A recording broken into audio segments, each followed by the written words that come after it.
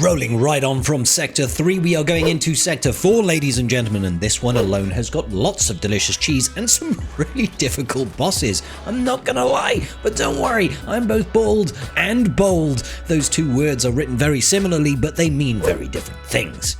Let's do this. Let's take a look at the feats then, ladies and gentlemen. We need to win 10 battles with Quiggold surviving. I'm going to take the usual approach here of you throw Quiggold in with your best team's CLS. Anything that's going to get out of the door really quickly will work perfectly fine.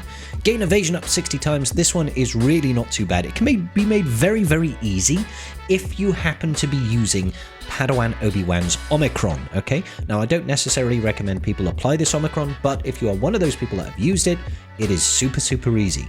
I will show you a team for that later, but if not, it's not entirely necessary to have that. Han Solo can pass evasion up with his second special to the entire team. Really easy.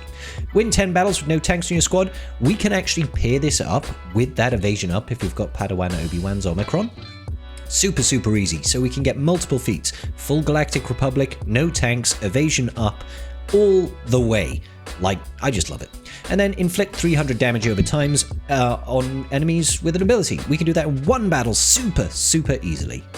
Let's talk about it then. Let's break it down. First and foremost then, we are going to go ahead and start testing with the DoTs. Absolute piece of cake, alright? Find yourself any team that gains a lot of turn meter. A Mon Mothma node, Imperial Trooper nodes, Geonosians will even work, okay? Momo is the easiest, and you just take in your standard Tuskens under Tusken Chieftain. Yeah, so if you see before this battle over here, I had 16 dots out of 300, alright? 16 dots out of 300.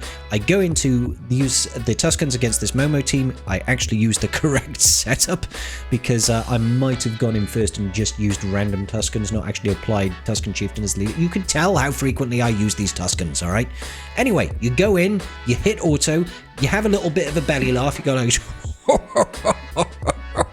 or maybe you go, I don't know, whatever floats your boat, whatever. Look at all them stunned folk. Poor Momo, she didn't see what was coming. Anyway, just put it on auto and have a good time. The enemy, essentially, whenever they gain turn meter, they are going to be giving us momentum. That, in turn, is going to apply dots to the enemy team. You see them, look at all these dots they're getting over there. There's 10 over there, and 26, and 17, and 15, and all this sort of nonsense. Everybody cries, everybody dies, and we just start there thinking, you know what? Conquest. Not such a bad game mode after all. Not such a bad game mode after all. And as you can see, going straight into this, there's no cuts in this video. I'm not trying to pull wool over your eyes. It is as simple as that. Boom, 300 dots. We started at 16, straight up to 300 in one battle.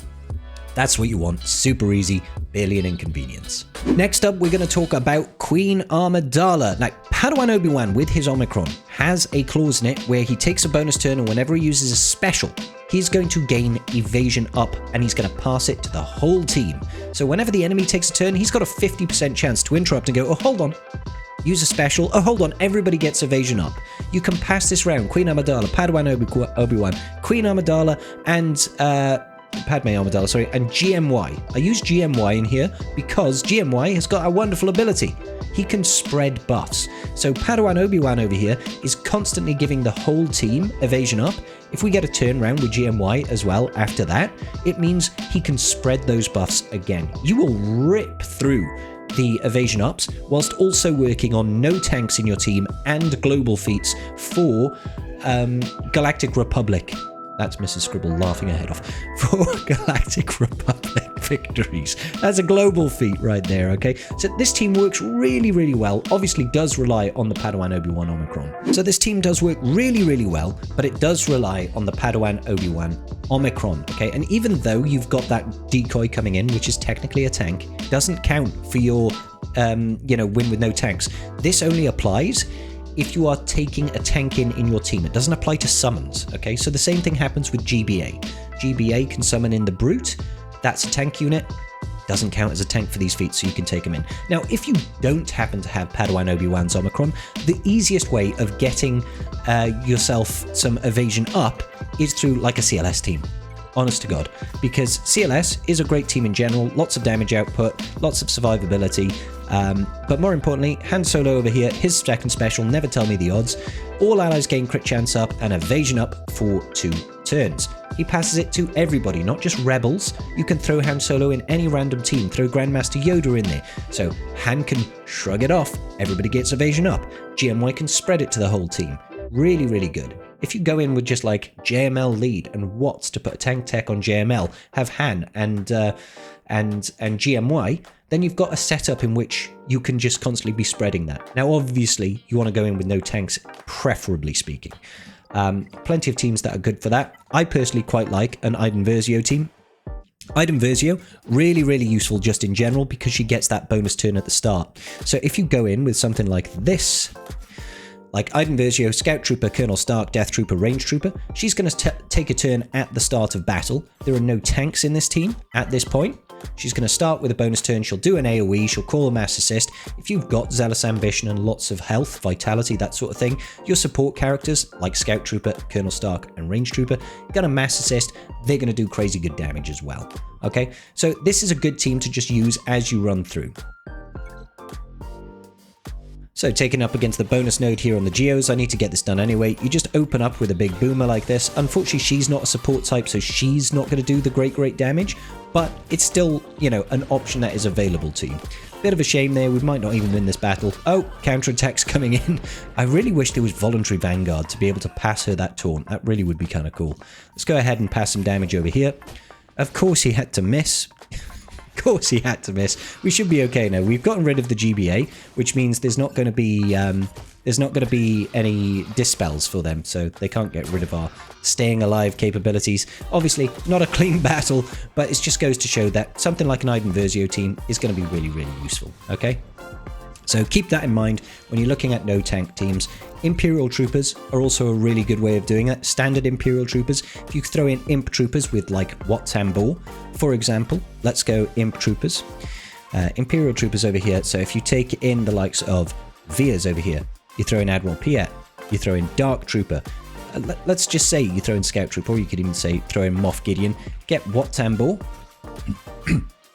This over here is a team with no tanks, but also at the start, if you do a basic with what might not actually work against bonus node because these guys have got ridiculous speed, truth be told. Piet will gain a bonus turn. He's a support type. Let's just drop it. Oh, I was hoping for a little bit more damage than that. Okay, let's just strip it all back then, get some good damage in, do an assist, boo, get rid of the GBA, and get rid of... Oh, why do you have to dodge all the time? I swear, these guys, they're just mean to me on purpose. They're trying to defy me whenever I make these videos to say, Scribe, no, you're not allowed to have things go right for you when you're recording videos. Anyway, Imperial Troopers, Watambor, use a basic at the start, passes them buffs, everybody gets like 20% turn meter. Can help you get out the gate really quickly, which is what you want. Now, as I've seen, I'm using Vitality data discs with Zealous Ambition. Basically, loads and loads of max health, support characters do obscene amounts of damage. Okay, so like I said, I'm not going to cover the teams with Quiggold because I've gone over that in various other sectors. Use your powerful teams to get out the gate. What I do want to talk about is the mid-sector boss. This team, freaking insane, bro. Like, the Stranger is absolutely wild. He is so strong. Now, one of the feats that we need to do is win with Pirate King Hondo. If you've got PK Hondo, you've probably got him at high relics. Go in there and destroy face. You'll be okay. If you want to do it with no tanks, it gets a little funky. However, I did show a team earlier today that can get it done. That's right, once again, it is Iden Versio. I'm going in here trying to pick out the characters. It's basically used the same team as I did before, except I use Scout Trooper instead of Moff Gideon. Essentially, all we're looking to have her do is open up and try to take out Stranger at the start. Unfortunately, I didn't quite clock that Visas Mar was in this enemy team.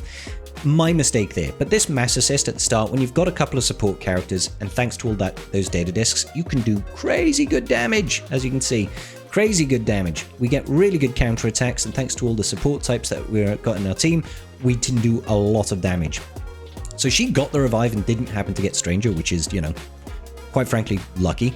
And then I accidentally decided to put Death Mark on Kylo Ren instead of taking out Barriss. I've obviously not been with it recently, but this team, for me, worked rather well. Provided you've got that Zealous Ambition set up with a lot of vitality, using 3 supports in here gives you enough damage output to really chew through, you know, to really put some good damage onto the enemy team. That mass assist at the start, they can't stop you from doing that. it's the team setup, you know, so it's not about speed modding, it's just about get loads of data discs with loads of health, just get loads of damage on there. Basically, it's a good way of getting it done. So those are those feats. I'm not going to show you the Pirate King Hondo one, guys. It's not hard. If you got Pirate King Hondo, you'll be fine. Now, on to the other boss. This one is a little bit crazy, not gonna lie. Reminds me more of the Crankle than the original Pit Raid. We've got two crazy teams to work with. One is the Princess Zodi one, Commanders Cody, Fives, Echo, Clone Sarge, and Princess Leia. And the second one's called the Exposed Train with Finn, Poe, Resistance Pilots, Resistance Troop, and R2. I'll be honest, I cheesed this one. I cheesed this one a little bit. Because of my setup here with all the Zealous Ambitions and stuff like that, or if you've got a Leader's Resolve, things like that, I just kind of threw the support character and the leadership to gain benefits from Leader's Resolve and just blew up the board. Alright, should we take a look? So here's the Commander Zodi team, and basically I just made sure that I could get a big AoE off with Echo really quickly. Took out one of the ads, the Taunting Tank, and then focus down on the main guy with Cody and do the mass assist and rely on Echo being a support type, dealing stupid amounts of damage to take him out.